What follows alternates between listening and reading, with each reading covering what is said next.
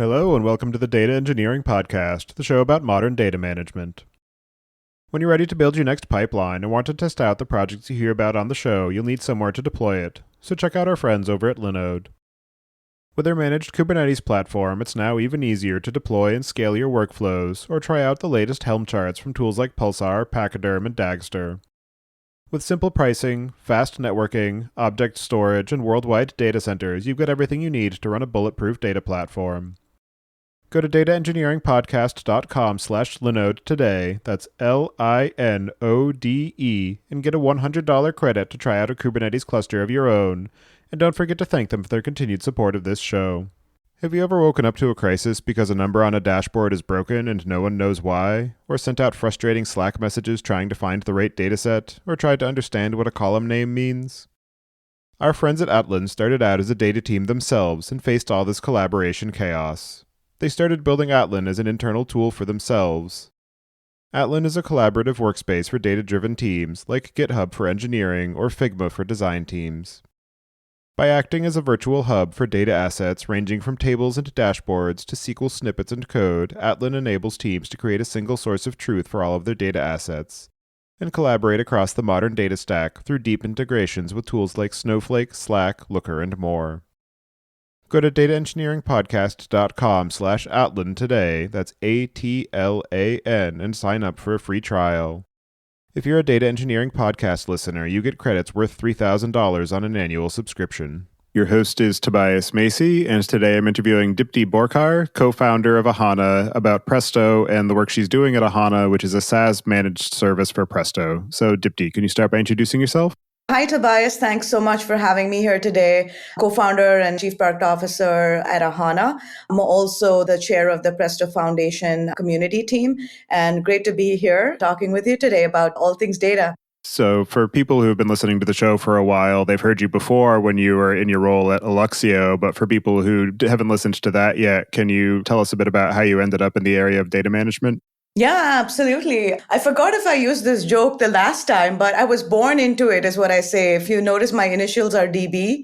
And so I've been trying to live up to my initials. Data is something that always fascinated me, actually. In engineering, the database class was my favorite class. And that's how I ended up in the database lab at UC San Diego, working on a variety of semi-structured data principles. From there, the natural transition was to end up at a couple of these relational database companies, research labs. So IBM was one of them. And I started at DB2 in the core storage and indexing kernel doing building distributed databases for around 5 years. So I worked on the warehousing side, the semi-structured side. I have a patent on the indexing side for semi-structured data. And then over time, I transitioned myself from relational to non-relational. Hadoop and NoSQL was starting to become big. There were new use cases. The world of data was changing. And through some transitions, I ended up at Couchbase. Couchbase was a NoSQL database, was an early product person there, variety of the teams and the product there. And we built SQL for JSON, right? And kind of interesting area there. Recently went IPO, actually, Couchbase. And then I transitioned again back into the analytics side a little bit to a GPU database company called Kinetica for a little bit. Interesting space, was a very, very niche use case. But also what was happening is the deconstruction of the database was starting to happen with disaggregation of storage and compute. And I got into Alluxio. And that's where I got introduced to a lot of these distributed SQL engines, Spark, Presto, Hive, and others. That's kind of my journey through databases. This is my Ahana and Presto is probably my sixth distributed system database engine that I've worked on over the last 15 years. In terms of what you're building at Ahana, can you give a bit of an overview about what it is that you're working on and some of the story behind how you ended up focusing on Presto and what it is about this particular problem space that makes you want to focus your time and energy on it? Yeah, absolutely. So, as I was mentioning at Kinetica, you have a tightly integrated databases, you have data warehouses and so on. I started to see users trying to solve different problems. There was a lot more data, different types of data. The transition to cloud was starting to happen. A serious transition, right? Mostly cloud was being used for web applications and other things, but for data, a lot of it was on-prem. And I started to see this transition to cloud data lakes, S3 in particular. It was very hard to run SQL on S3 or have computation on S3 for smaller data platform teams. And at Aluxio, I got into the Presto community. I was working with Facebook. Over time, what ended up happening is I joined the foundation. We were very early members of the foundation, working with Facebook, Uber. The foundation was created in September 2019. We joined a few months later. And so we've been part of that entire process. And that's how we got into, the foundation and Presto. Now, specifically, you're asked about the problem, right? So as I was mentioning, with all this data in S3, what do you do with it, right? There's different types of processing that you could perform. There's obviously the SQL workloads. There is the general purpose computational workloads, transformation, ETL, pipelining. Spark did a great job at that. And Databricks was the company that there was a good experience that existed around Spark. There was machine learning, which is also with TensorFlow and PyTorch and others, and there were companies around that area. But there really wasn't a good alternative for SQL on S3. Very simple way to run SQL on S3. And the alternatives were kind of Hadoop, Hive, right? Presto was a good alternative, but there really wasn't a good experience around it. Athena, it's AWS, but it's serverless. It's like a Lambda function for a SQL, right? And that only goes so far. It's great for test and dev. But if you really want to perform kind of classic data warehouse reporting, dashboarding workloads, you need a managed service. And so that's where I felt that why does it take 6 months to 9 months to install these distributed systems, Presto for that matter, and get value from it, right? It is way too much work for a platform team of maybe 3, 4, 5 people to do this. And the value is seen a year later or never because you give up, which is kind of what happened with Hadoop. I always felt that Hadoop, I've intentionally stayed out of that space because Cloudera, Hortonworks, they could have created a great experience from this to turn big data into something very, very valuable, right? And so I started thinking about this as, why is this so hard? Why can I not do SQL on S3 in 30 minutes? And that's what I built with Ahana. So today we onboard our customers. They bring their own data lake. They bring their own catalog. They might have Glue. They might have Hive Metastore. And in 30 minutes, they're querying their data in their environment without ingesting it anywhere else. And that's the Ahana experience. There's a long way to go, but that was the problem that I was solving, is having Presto, which is a phenomenal engine for the data lake, in the hands of every data platform engineer so that they can query their data really fast, set it up, spend less time on ops, spend less time on tuning, and really give value to their data analysts and their data scientists. So that's a little bit of background. Definitely useful insights as well, because I've been working on building out the data platform for my work at MIT. And that's one of the things that I keep running up against is, okay, do I go with the data lake approach? If so, how do I manage the queries on S3? Currently, I've been using Athena because it's easy to set up and I don't have time to invest in actually doing the operations to get a more full-fledged solution up and running. Or, do I go down the road of a Snowflake or a Firebolt? Or, if I want to be able to fully own the entire platform and I want a warehouse-like experience, maybe I go with ClickHouse and use some of its capabilities for being able to ingest data from S3, but then you run into the issues of cost because of the data living on EBS versus an S3. So it's definitely interesting that this continues to be a problem despite the number of tools and systems that are available for doing advanced analytics. That's right. That's right. That's every day that I live. You just summarized it. And so in terms of Presto in particular, it's definitely become sort of the de facto engine for being able to run analytics, particularly on S3, but also across multiple different data backends. Some of the notable competition are things like Dremio, or, as we already mentioned, there are some of the cloud data warehouses that will let you take your data from S3 into their system, but it doesn't actually reside in S3 anymore. So you have this sort of issue of multiple copies of data for different use cases. I'm wondering if you can just give a bit of an overview about some of the recent activity that has been happening in the Presto community over the past couple of years. Yeah, absolutely. Yeah, there are a lot of options. And so I classify them into, data warehouse, right? Which is Snowflake, Redshift, you can put BigQuery in that category. And There's on-prem versions of it, which we won't talk about. The world is moving to the cloud. We are 100% focused on the cloud, no on-prem, right? And so that's the experience that we're working on. And then you have the data lake, right? And the data lake is emerging as a very serious alternative now, which did not exist before.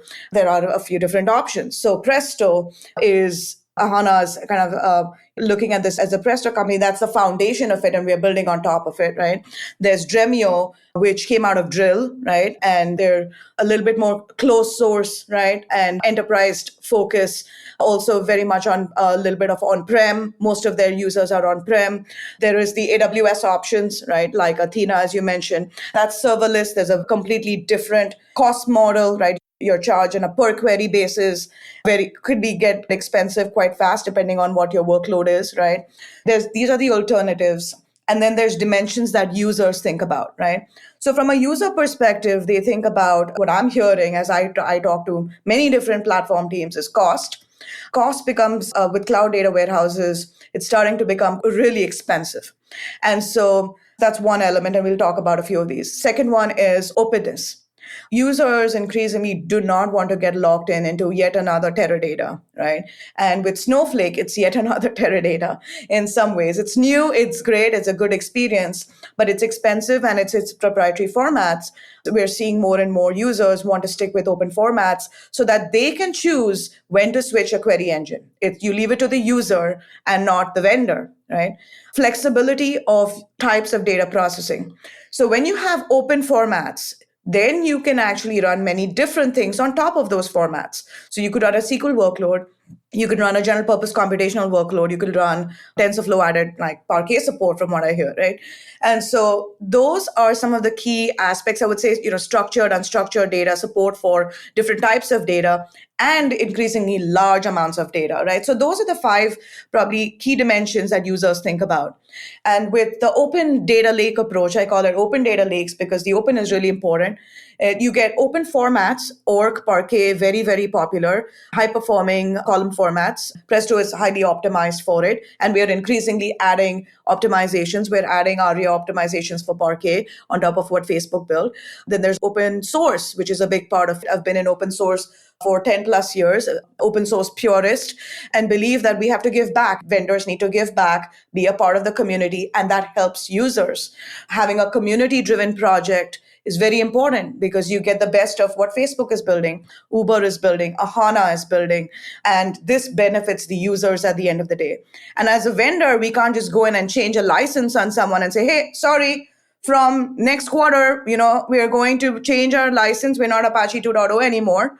Well, guess what? You can't do that with Linux Foundation or Apache projects. But if it's a company-driven project, you can. And this matters to users because they do not want to be at, vendors a beck and call and not get locked in, right? And then the other 2 are amount of data, scale of data. S3 solved that problem. S3 commoditized storage for us. It's in 15 years in the making, right? Trillions of objects. And it's cheap. It's cheap and it's ubiquitous. So why not use something that's so foundational and build on top of it, right? Versus ingesting it in yet another system, in yet another location.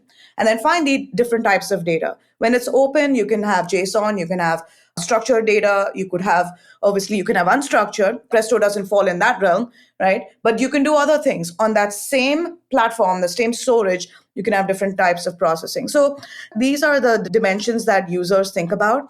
In terms of these comparisons, they look at what's possible with data warehouses, they look at what's possible with the data lake today, and they decide, okay, do I want to skip the warehouse or do I want to augment it? Right? Do I want to have both? And both are valid options. I see both these as I talk with users and customers because you will always have 10, 15% of workloads that might run on the data warehouse, right? And you're okay with the cost associated with it because you want a really, really low latency. And it's physics. If it's a tightly coupled system, it is going to perform better than a deconstructed database, right? And if good enough performance at very low costs, for large amounts of analysis, historical analysis, interactive, ad hoc is what you're looking for, then the open data lake becomes a really good option. It wasn't the case 2-3 years ago, but now there is a valid option for users, right? And so that's kind of their thought process. And I'm happy to talk more about Presto, but let me pause there and see if that made sense. I'm kind of walking you through how a user thinks about this. No, that makes perfect sense. And it's definitely a big challenge for people who are building out a new system and they're saying, okay, I have data, I need to be able to do something with it. Where am I going to put it so that I can actually make use of it versus just running a whole bunch of Python scripts or Java workloads and, have to deal with orchestrating all of that across multiple places. I just want to be able to say, here's the data, hand it over to my analysts, do what you do best. I'm going to go and build out some infrastructure. So it's definitely great to see the emergence of a lot of good options for the data lake as a way of being able to process data at low cost and scalably, and the fact that there are these different data warehouse options that are coming around. It is a little unfortunate to see that there isn't a viable open source option for a cloud data warehouse architecture, but there are a number of open source data warehouse platforms that will allow you to augment the data lake so that you can have that trade-off of I need high performance here and high scalability over here. Right, right. I mean, in some ways, you can think of the data lake as the open source data warehouse, right? In fact, Facebook calls it their data warehouse. Presto is their data warehouse, right? And it's open source. It's the open source data warehouse. Performance is very, very important. And that actually, the second part of the question that you asked is, what's latest and greatest in Presto, given this context, right? And performance is very, very important on that list. There are a few different areas that we are working on by ourselves as Ahana. We're also working jointly with the foundation and members. The ones that have dropped recently, RaptorX, for example, is caching on the data lake at every single level. So it includes IO caching, fragment result set caching, metadata caching, header footer caching. And Facebook is seeing 10x performance improvement from that, right? For Presto. This is only available in Presto, right? This is the new Presto. The new Presto has RaptorX, it has ARIA optimizations, which are essentially on joins. So table scan optimizations, how do you essentially optimize table scans, right? Repartitioning, how do you optimize that on the unnest? Depending on the structure, right? There's so many variants of the different types of data, the different types of queries that can run. And so these are some of the ones that already exist. We're extending that. And so Facebook uses our org format. That's the one that they optimize for. So we're taking those principles and we're optimizing that for Parquet because that's a pretty popular format. And we're building ARIA for Parquet, for Presto. That's work in progress that we will open source, benefit the community. And so there are many other projects like this in the works that are focused around performance. Even within Ahana, that's one of the dimensions. Performance is a very key dimension that I focused on where, Presto, Spark, all these systems that came out of Hadoop literally have thousands of configuration parameters, right? Half of them are in the docs. Some of them you have to actually go to the Java code and see, okay, what does it actually do, right? And so why do you need a PhD in configuration management for Presto or Spark to get it up and running and, months to tune the system to get something out of it? So with Ahana, we have almost more than 200 configuration parameters that come pre-tuned with every cluster or with the data source that you attach so that you're not sitting figuring this thing out. And it comes with caching built in. So you have one-click cache where it's enabled. It'll figure out what your instance type is. It'll say, okay, 3 times the amount of SSD volume, so that let's automatically attach these volumes. And so you don't have to sit and manage all of these different systems. And you can, like you said, focus on creating value, the data analysts, and maybe it's about governance, right? Cleansing, and you can focus on the other aspects of data. So performance is a dimension that we'll continue to work on, both from an open source Presto perspective and from a managed service perspective. And I would say the other important ones are security. With open source, if you're using open source, that's great. You tend to build it on your own, right? For people, if you need a vendor or some support and you need enterprise class support, you want it to be figured out for you, right? One of my co-founders wrote the plugin for Presto for Apache Ranger. We've open sourced it. There wasn't an open source option up to now. There's so Trino, for example, or Starbucks has a closed source version of it. but we do want to open source, right? We do want to give back. We don't want to hold back on areas that actually help with community adoption. Ranger is an open source project. Presto is an open source project. And so why should that integration be closed source? There are other ways that I can create value and monetize, from a business perspective, but adoption and community are very important for us. So just some thoughts on what's happening in the Presto space. What are the areas that we're thinking about? And to end this section, we actually worked on a second half plan for Presto. As a part of the foundation, there's a technical steering committee. Tim Meehan from Facebook is the chair of that committee. My counterpart on the technical side will actually be sharing out the second half roadmap for Presto, where Facebook, Uber, Twitter, Ahana, they're all collaborating, right? It's openly published what everyone's working on. So I'm very excited about that, looking forward to that. Another thing worth touching on while we're discussing Presto and its community is the recent developments that have happened with Presto and the fork of it in the form of Trino. And I'm curious if you can just talk a little bit to some of the ways that the divergence of those code bases has manifested in terms of the particular areas of focus and capabilities that are developing, and some of the ways that you foresee that to continue to evolve over the next few years. Yeah, absolutely. Happy to. This question is important because it helps clarify things for the community, both communities. Perhaps my opinion is biased, but I will try to give you an unbiased opinion. So Presto was created at Facebook. It was open sourced a while back.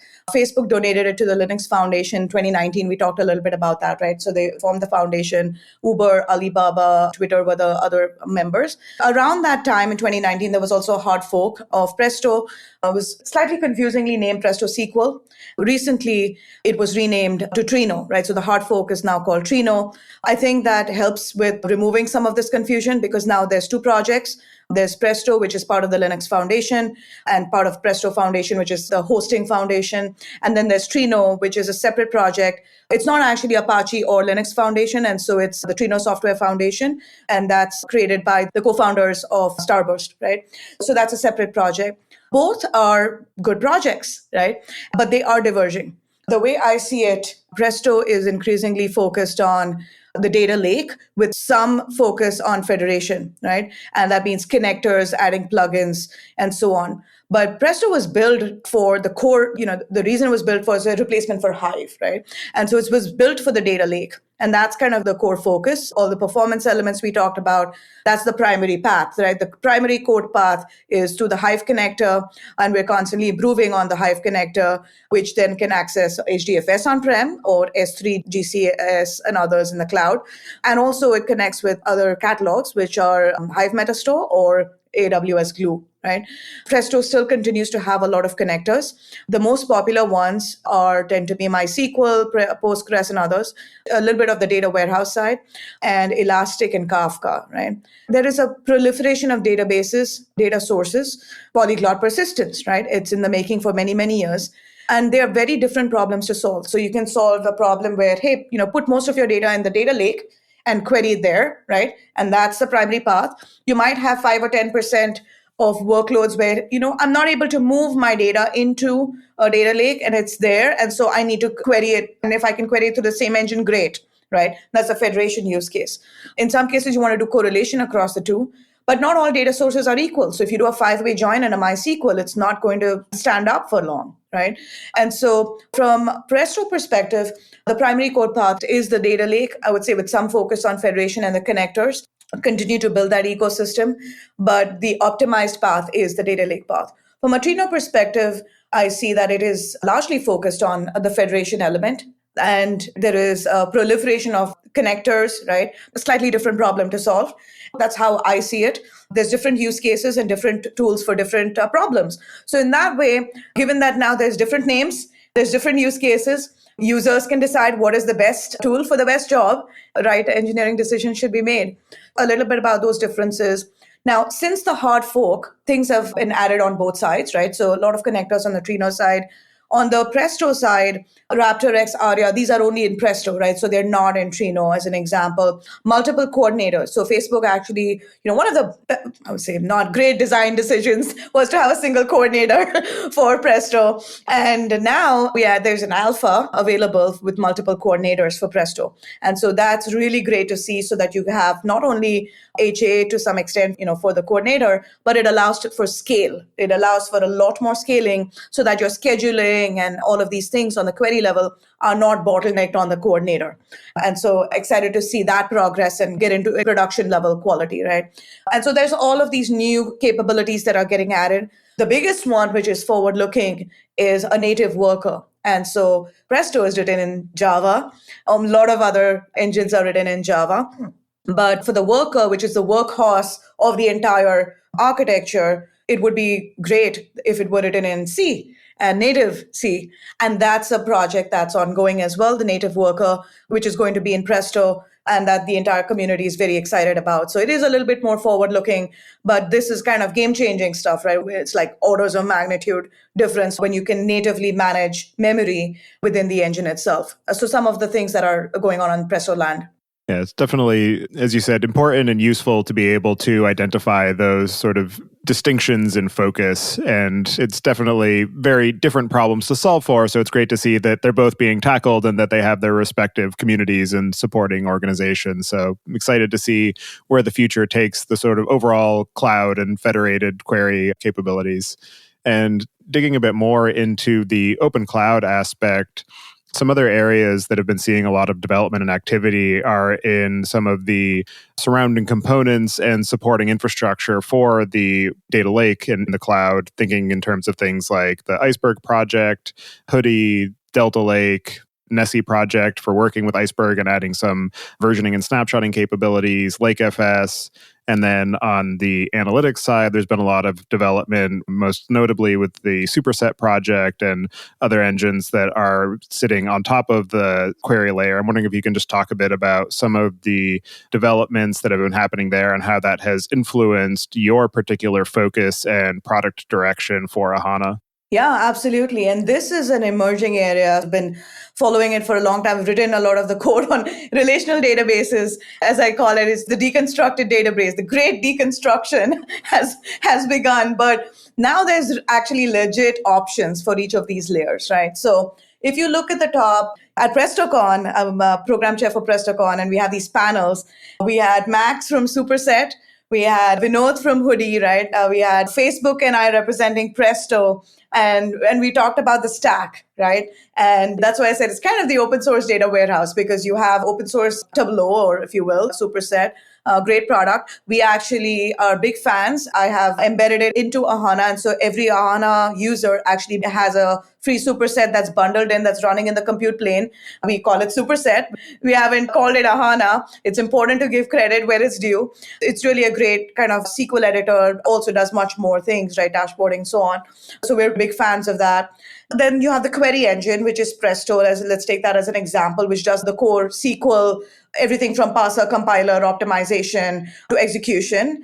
Then you have the layer on top of the data lake, which is now a transaction manager. It can be Hoodie, it can be Delta, right? It can be Iceberg I think it's still evolving. It's still more of a table format than it is a full-fledged transaction manager. But my guess is that that will emerge as well. And then you have storage, which is S3, right? This is the stack that is emerging. And we have multiple customers running this stack, right? So we have Superset, Presto, Hoodie, S3. And Presto and Hoodie, for example, have a very strong integration. The Uber stack as well. Uber runs that stack, right?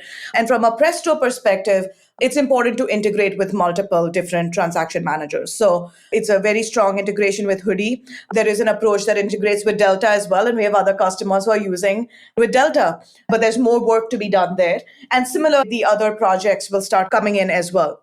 The challenge is that, and this is an area where things need to get a little bit more well-defined, a little bit more tighter over time from a user perspective. Otherwise, it gets complicated. You also have an element of governance. You have authorization.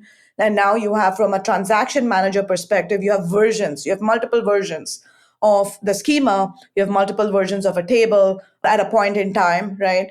And you have security and governance. How does all of these things come together? And that's something that we will need to look at jointly across all these projects and see how they integrate. But today, this stack, it mimics the data warehouse, right? The Presto Hoodie Glue S3 stack, I call it the phase stack, PHUS3. It is an emerging stack. I see that the next 2 to 5 years, these stacks will be the defining stacks for analytics. Right. What will happen is once your data lands in S3 or even before it lands, right, users will pick for the upstream ingestion path, they will pick a transaction manager. It will either be Hoodie or Delta Lake. Those formats will be supported in S3, so those files will live in S3. The query engines on top will then define perhaps a virtual database and say, oh, there's files, tell me what format it is, tell me where it sits in the folder, tell me the partitioning scheme, and we'll figure out the rest, right? And it will create a virtual table, virtual database, and then query it and allow for time travel, allow for just last version of data, allow for many different things. Today, it's a bit limited. Over time, it will increase and give users even more of a true warehouse capability. Have you ever had to develop ad hoc solutions for security, privacy, and compliance requirements? Are you spending too much of your engineering resources on creating database views, configuring database permissions, and manually granting and revoking access to sensitive data? Satori has built the first DataSecOps platform that streamlines data access and security. Satori's DataSecOps automates data access controls, permissions, and masking for all major data platforms such as Snowflake, Redshift, and SQL Server, and even delegates data access management to business users, helping you move your organization from default data access to need-to-know access. Go to dataengineeringpodcast.com/Satori, that's SATORI, today and get a $5,000 credit for your next Satori subscription. In terms of what you're building at Ahana now, I'm wondering if you can discuss some of the technical and architectural elements of actually building and running a managed system for Presto, because as you mentioned, it is a distributed system. Distributed systems are notoriously hard and particularly difficult to maintain the overall uptime and reliability, and then adding in multi-tenancy to that. I'm wondering if you can just talk through some of the ways that you've approached that challenge. Absolutely. There's many different options, right? And I've learned from my mistakes in the past and so built it right this time around. There are a few key concepts that I had to make decisions on early on. So for example, do you ingest the data to your cloud or do you leave it where it is? Right? Very, very important. Increasingly, from a security perspective, users don't want to move their data anywhere. They want it in their own VPC. They want it in their own environment. And so because of this, we chose a path of control plane and a compute plane approach, where the Ahana SaaS console or the SaaS itself is in Ahana's VPC or Ahana's environment. But the compute plane, anything that touches data is in the user's environment, right? And that way, we bring compute to where the data is versus moving the data to where the compute is. In case of a warehouse, right, you would have to take the data and move it to where the compute is, which is ingesting it into a Snowflake or a Redshift, right? And that also leads to, lock-in costs, all of these things. And so this is a choice that we made early on. It's also now an AWS best practice. So they call it the NVPC approach. And so that we have clear separation of what touches the data. So the Presto clusters, the Hive metastore, on a per cluster basis, if you'd like, you can have, one checkbox and you get a Hive metastore that's managed for you, right? And so all of these things that touch data, including superset, they live on the compute plane, which is in the user's account. Now, the compute plane is created, this is the 30 minutes, 0 to Presto in 30 minutes. The first time you onboard a user, the user starts, we automate the entire process. So we create the VPC, it's cloud native running on containers, which is another key design decision we made so that it can be multi-cloud over time. So it's running on EKS, it creates a Kubernetes cluster, and then it manages all the networking for you. So the endpoints are created, everything from network to OS is taken care of for the developer. Nothing needs to be done. And then you bring in your own data. So you can say, I have glue, and you just give it the IAM role for your glue, perhaps the IAM role for S3 if it's different. and you open your superset console and you query your data in Glue. And that's as simple as it is. Two key design considerations that I made: take the compute to the data. And so we have the compute plane that's in VPC, containerized. Now, we don't pack the instance, the containers, right? Because these are data workloads. This isn't an app server where you can have 4 app servers running on a container. And so we have a one-to-one mapping. We have system containers, obviously, that manage, check for uptime, track metrics, everything we track. Presto metrics, it's all integrated into CloudWatch so that within CloudWatch, you have access to everything. Some information is pulled back, metadata is pulled back into the control plane, how many clusters you have. Auto scaling is enabled. So when you have HPA that runs and auto scales the cluster, what happened, that's tracked back into the system. And all of this is pay as you go, right? So there's a billing element where you only pay for what you use. We don't charge for managing your compute plane. That's kind of free. You're obviously paying for the resources. We only price for the Presto clusters or the Hive Metastore. It's as low as 15 cents per hour for extra large. That's a pretty, easy way of getting started, as opposed to, 1 year mega deal for hundreds of thousands of dollars. It becomes very cost prohibitive. So we really want this to be running at every data platform team. We've enabled it in that way to be marketplace first, pay as you go, very friendly to engineers, just removing the complexity away. That's the way how I've designed it.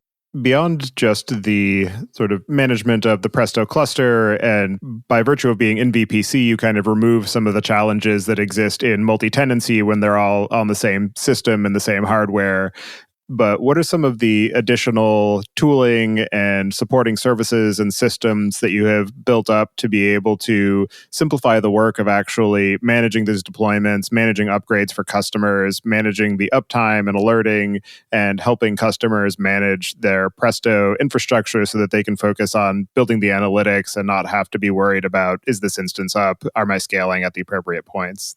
So there's many different things there, just simple things like everything is API driven. So start, stop, restart, resize clusters, right? So you can actually just programmatically include Ahana in your Python scripts. You can start a cluster. Once that's up and running, run your workload, stop a cluster. All of this is kind of, programmatically done. On top of that, we have things like cost management. So for example, if your cluster is idling for a period of time, right, and it's configurable, it automatically shuts down. It goes down to one node in a static use case, or it can auto size between a range that you provide, that the user provides. And so all of these things are built into the management, into the SaaS console. On top of that, there's security, right? So we're adding more security and authorization to make it very easy to integrate into other systems. And so, for example, Apache Ranger, you can configure that, add governance to your Presto clusters very, very easily. Data sources can be attached very easily. It's a complex process to attach a data source, something as simple as that. You have to create a catalog file, and if you're running Presto, open source Presto, figure out all the configurations that are needed for that, and then restart the entire cluster, make sure that it gets picked up, right? So all of this is simplified, where we take care of the restarts, we take care of all this, the management of these data sources. From a monitoring perspective, alerting, there's some alerting built in. There's the ability to send logs, right? Automatically, you just click a button, logs come over if you choose to. We see, it's a SaaS, right? So we can track alerts and errors way before, ahead of time, and actually proactively, as opposed to reactively, help users, which is the difference, right, from an installed product versus a SaaS managed service. So we're just getting started. It's just been 15 months since we founded the company, and we just announced a pretty jumbo Series A raise a couple of weeks ago. Excited about that. And that's where a lot more of observability will come in, performance enhancements will come in, from a Presto perspective, but also from a managed service perspective. And looking forward to build out all these cool features. And so in terms of the overall space of analytics and open data lakes, what are some of the other interesting elements of the stack that you've been seeing come up, or interesting additional systems that people have been building to reside next to or in conjunction with your Ahana services to be able to provide either more availability of data to multiple sources, or be able to do more interesting analytics, or build machine learning pipelines that feed into or feed off of the work that they're doing within Ahana? So there are some adjacent areas that we're seeing we get questions about. There's the data catalog space that's emerging as well, which sits kind of next to Presto. It's very confusing because you have the operational catalog like an HMS or a glue, which is actually just system to system, right? It's more system to system than human to system. But there is a human element of the catalog and schema and really kind of the business side, right? Who owns the data, who owns the schemas, how are they managed, lineage of it.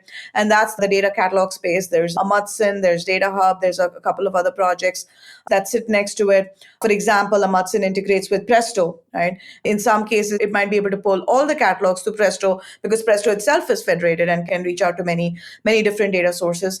Or in some cases, it'll go and directly connect to the other systems. So I would say that is an entire area that's emerging, still early. There are proprietary closed source options there.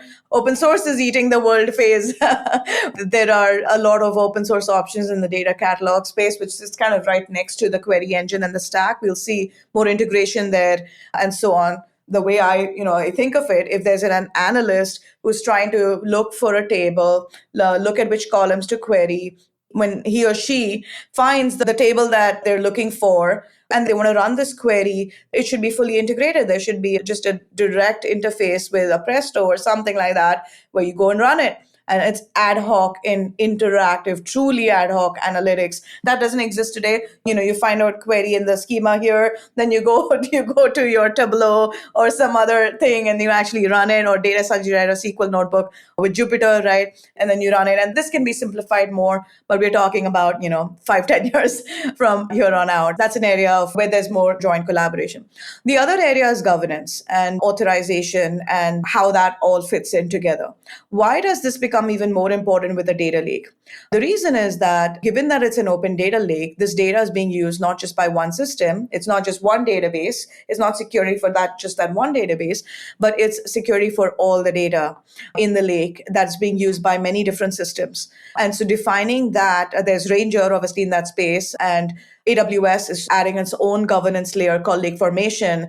And that's kind of an interesting space where there is a lot more integration that needs to be done with the data lake itself, where what's happening is typically in a database, you would have in-database authorization, and the authorization would happen at the top, right? In the query engine, right at the top of the database. But now that security layer is being moved down right on top of the storage layer. And it's another change in paradigm. So you're not doing in-database authorization RBAC anymore. You're actually, the query engine it now needs to deal with storage and say, hey, does this user, does Tobias have access to this podcast table or not? And that's going to go a layer down versus in database. And that's changing the way things work as well. So I would say those are, two areas where I'm seeing a little bit more questions coming up. The paradigm is changing, right? And we're working on integrations, all of these as well. Yeah, the aspect of the authorization needing to live in the data and not just in the system that manages the data is an interesting aspect. And I had an interesting conversation yesterday with some of the folks from Sinchi talking about their concepts of dataware, where the data is the kind of sovereign entity and the application is just something that interacts with it, versus the application owning the data and then you having to, either extract it and integrate it elsewhere or ask the application for access to the data. So the fact that this is happening more in the data lake space as well is definitely interesting, and sort of the attribute-based access control as the next evolution beyond RBAC and some of the security elements there. And then another interesting point to touch on is the idea of the catalogs. You mentioned the Hive Metastore and AWS Glue as the operational catalogs, and for a long time it was just the Hive Metastore.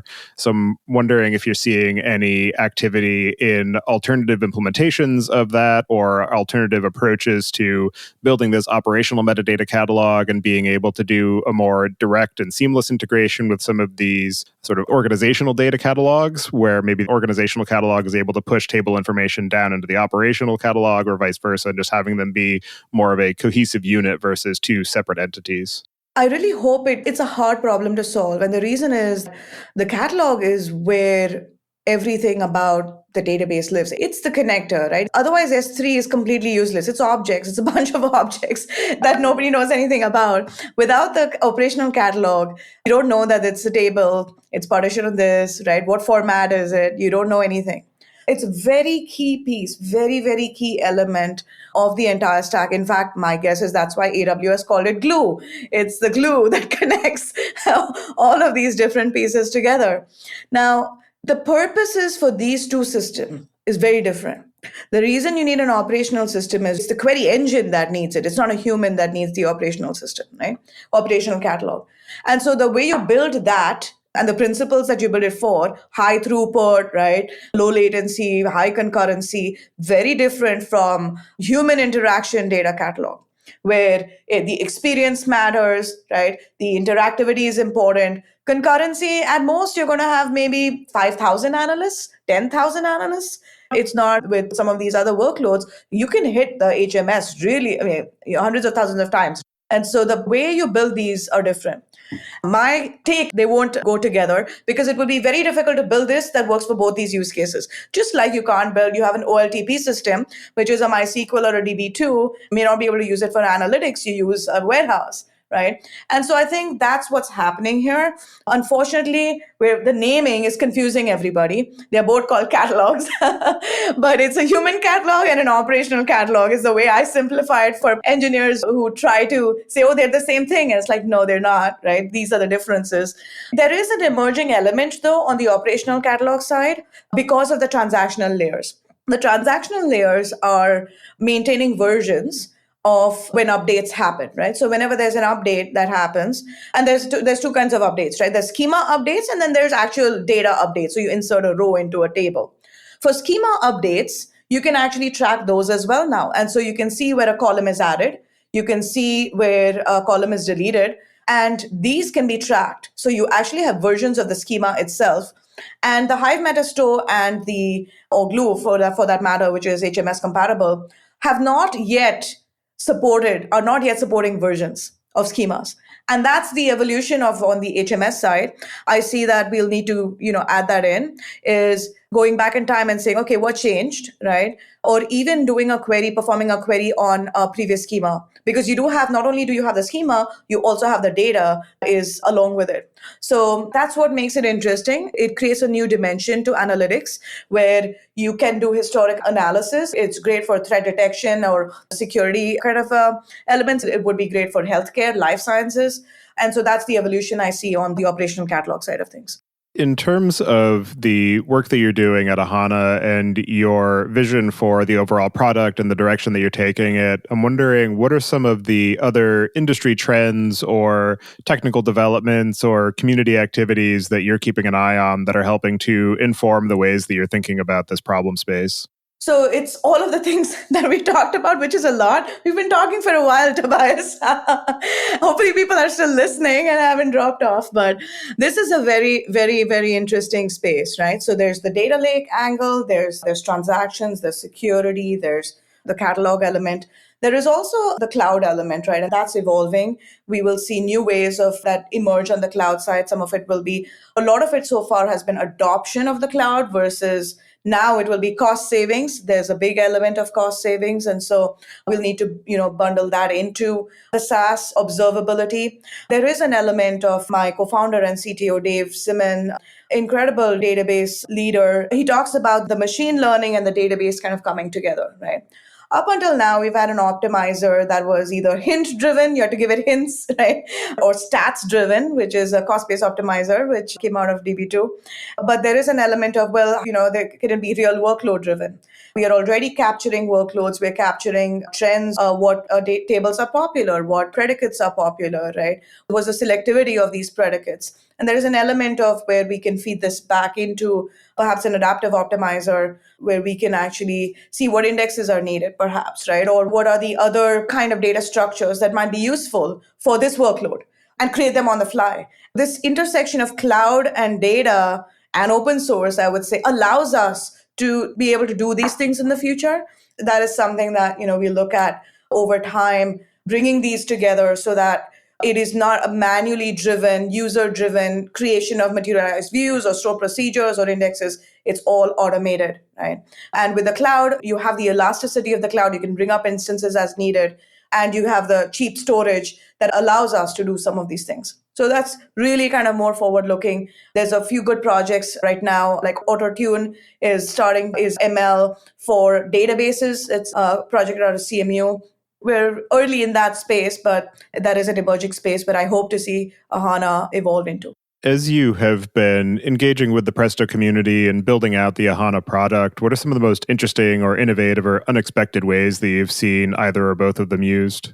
Yeah, I think the good news is that the use cases for Presto are pretty well understood, right, in some ways. So it's interactive queries. So you think reporting and dashboarding, I think the data science SQL notebook. So those are pretty kind of standard use cases.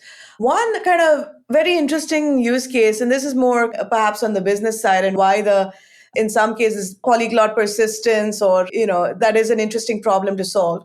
With COVID, there is a government agency that had to speed up a lot of its tracking, right? 3 months in, they were focused on different things and they ended up using 4 different databases, right?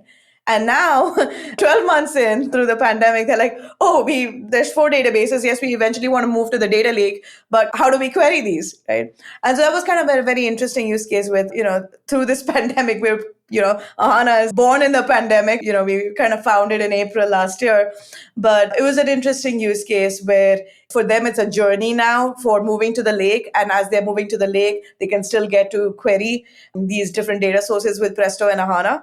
That's kind of an interesting use case given the times that we're in. That's one. And then I think that in terms of what is not expected was Spark is a great engine for transformation ETL because it kind of stage by stage is actually is more fault tolerant, right, than Presto, which is really more in memory. It's pipelined architecture, it's more streaming architecture.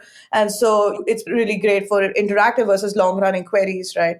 We're starting to see more folks use it for transformation, SQL-based transformation. We have a customer referral exchange. They were running their pipelines on Presto on the cloud, as well as they've tried different things. It was taking 72 hours with their previous option with Ahana. It runs in 20 hours. They can run more. They want to run more workloads. And I wasn't expecting, frankly, to see transformation or ETL workloads this soon in this process. But it kind of speaks to how important SQL is and how widely adopted it is. Because not everyone can, wants to write Python pipelines or, these complex data engineering jobs. They just want to use SQL. And Presto is an incredible SQL engine. And so, they start trying it out and it does the job. So that was kind of an unexpected use case for this early in Ahana, where it's like, okay, so not only do we have interactive and customer-facing applications, Securonics is a security company, large security company in the SIM space. They're doing threat detection with threat hunting with Ahana and Presto. But then you have these transformation workloads as well that are coming up. And Facebook actually has built Presto on Spark. And so we'll see how that fits in, but it's very interesting to kind of see these two workloads kind of coming together because, it's like you want to have a steering wheel, right? You want a round wheel, whatever the engine might be an electric engine or might be a gas engine, but it helps if you have one steering wheel. And so not only is Presto driving Presto, it's also starting to drive Spark. That's interesting to see. And as you have been building out the technical and organizational aspects of Ahana and engaging with customers and the community, what are some of the most interesting or unexpected or challenging lessons that you've learned in the process? It's been quite the journey. This 15 months, I would say perhaps the most interesting 15 months of year of my career so far in data over 15 years. We started in a pandemic and recruiting, scaling in a pandemic, I would say is non-trivial.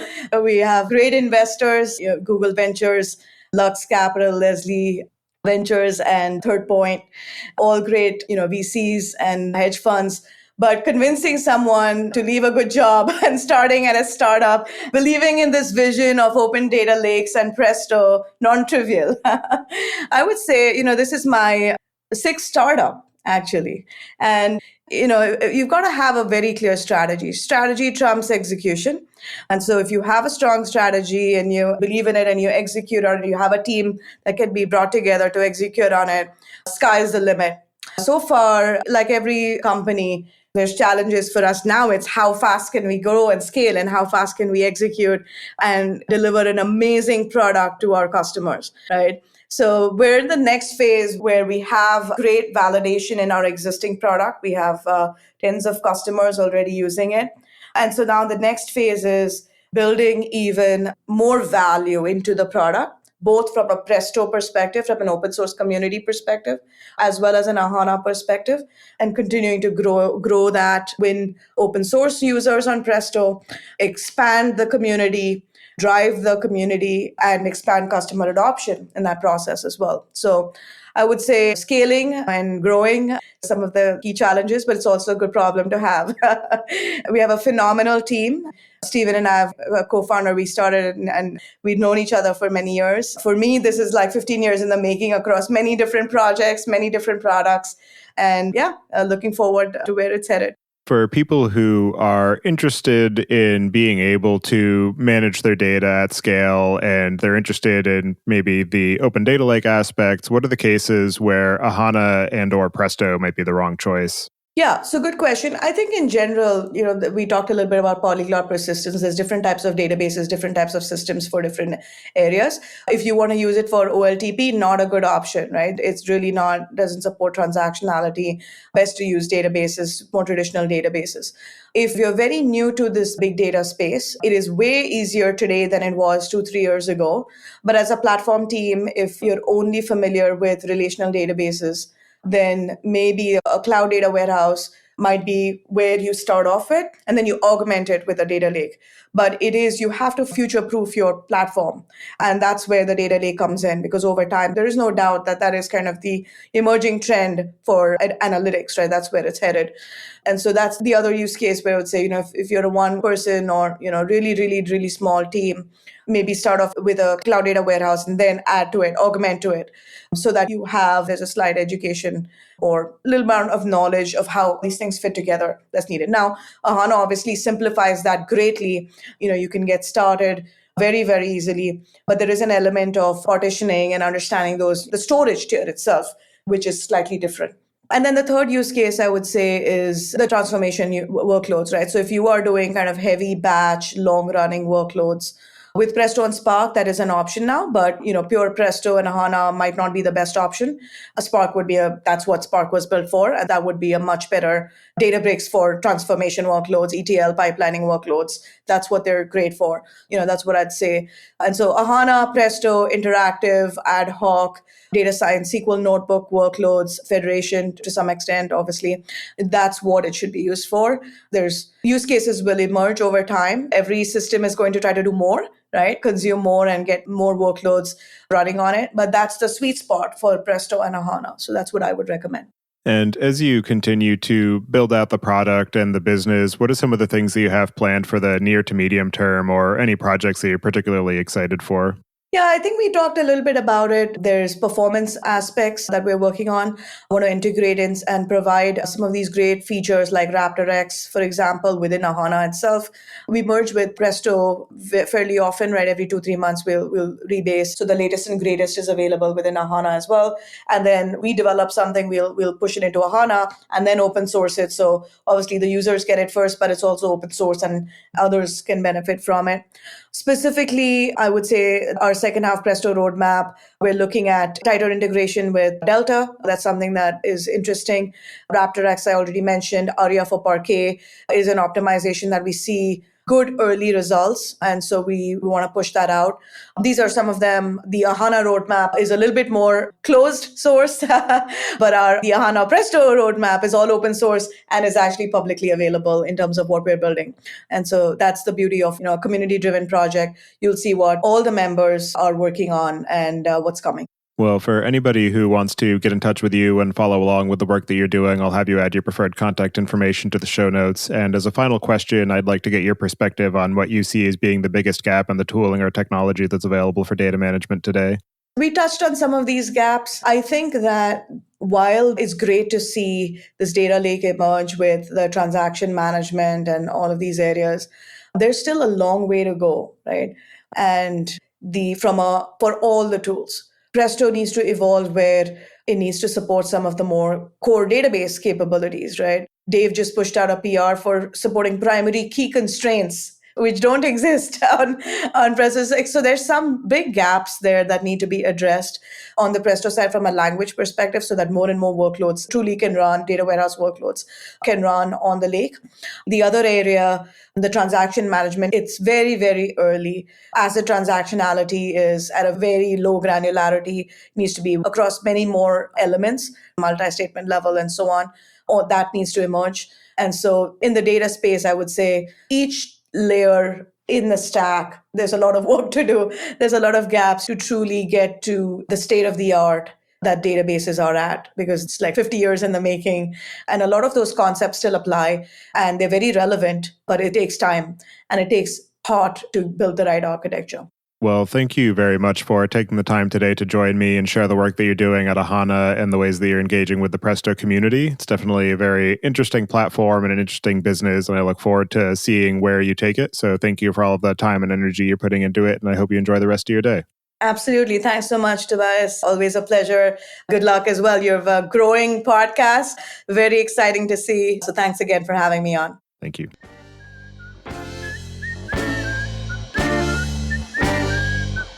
Listening. Don't forget to check out our other show, podcast.init, at pythonpodcast.com to learn about the Python language, its community, and the innovative ways it is being used. And visit the site at dataengineeringpodcast.com to subscribe to the show, sign up for the mailing list, and read the show notes. If you've learned something or tried out a project from the show, then tell us about it. Email hosts at dataengineeringpodcast.com with your story. And to help other people find the show, please leave a review on iTunes and tell your friends and coworkers.